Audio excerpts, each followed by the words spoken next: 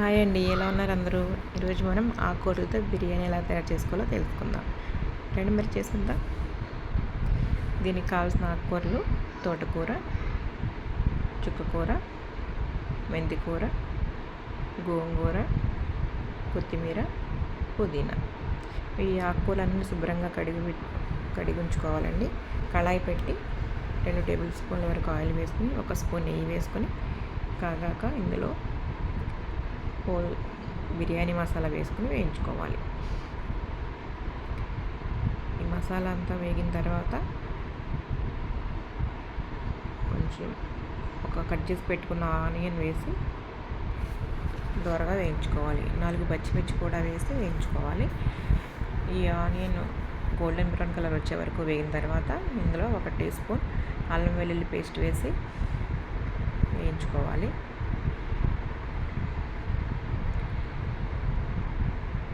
అల్లం వెల్లుల్లి పేస్ట్ పచ్చివాసన పోయే వరకు వేయించుకోవాలి. వేగిన తర్వాత ఇందులో కట్ చేసి పెట్టుకున్న ఒక టమాటో వేసి ఒకసారి కలుపుకోవాలి. తర్వాత దీంట్లో కట్ చేసి పెట్టుకున్న క్యారెట్ ముక్కలు, పచ్చి బఠానీ వేసి మరొకసారి కలుపుకొని వేగనివ్వాలి.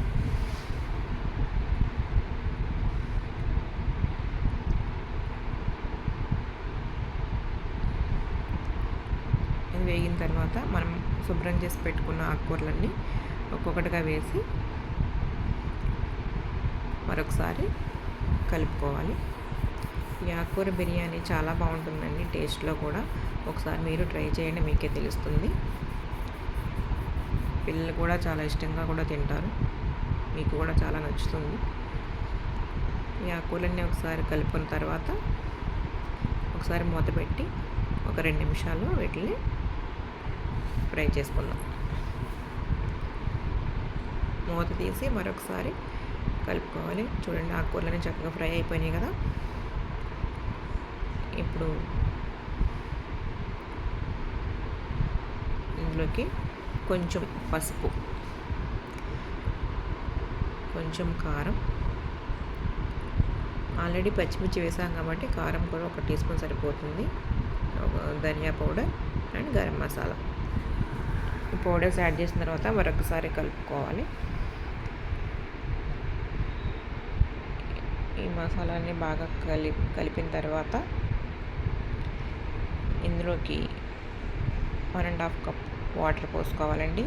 1 కప్పు బాస్మతి రైస్కి 1.5 కప్పు వాటర్ పోసుకోవాలి. బాస్మతి రైస్ ఒక హాఫ్ అన్ అవర్ ముందుగా కడిగి నానబెట్టుకోవాలండి. అప్పుడే బిర్యానీ పర్ఫెక్ట్గా వస్తుంది, పొడి పొడిగా వస్తుంది కూడా. మూత పెట్టి కాసేపు వీటిని ఉడకనిద్దాం.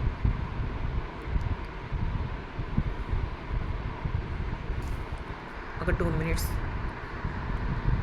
ఈ వాటర్ అంతా మరిగిన తర్వాత ఇందులో తగినంత సాల్ట్ వేసుకొని కడిగి పెట్టి ఉంచుకున్న బాస్మతి రైస్ని యాడ్ చేసుకొని బాగా కలుపుకోవాలి.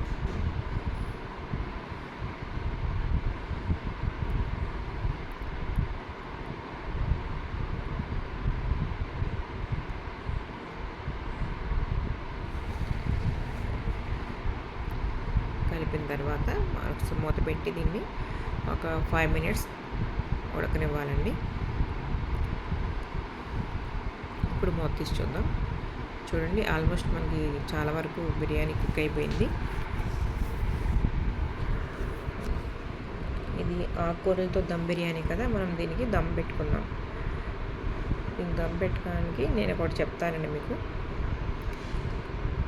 ఒకసారి బిర్యానీని కలుపుకొని తర్వాత మనం స్టవ్ పక్కన దీన్ని ఒక పెనం పెట్టుకుని వేడి చేసుకోవాలండి సిమ్లో. తర్వాత ఈ బిర్యానీ మీద పుదీనా వేసుకొని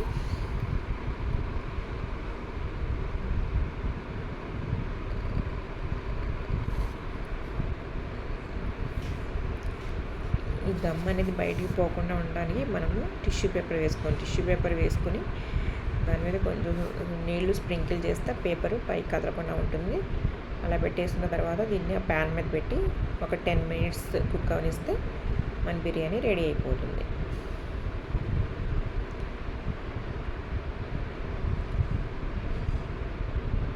టెన్ మినిట్స్ తర్వాత చూద్దాం. ఇప్పుడు టిష్యూ పేపర్ తీసేయచ్చు.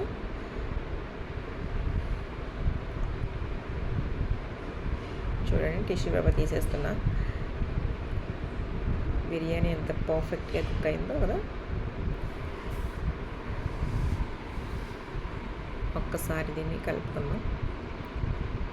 తర్వాత సర్వింగ్ బౌల్లో తీసుకుని సర్వ్ చేసుకుందాం. వేడిగా ఆకుకూరలతో దమ్ బిర్యానీ రెడీ అయిపోయిందండి. దీన్ని రైతాతో కూడా టేస్ట్ చేస్తే చాలా బాగుంటుంది. ఈ వీడియో మీకు నచ్చినట్లయితే లైక్ చేయండి, షేర్ చేయండి, సబ్స్క్రైబ్ చేయండి. గుమ్మగుమ్మలాడే ఆకుకూరలతో దమ్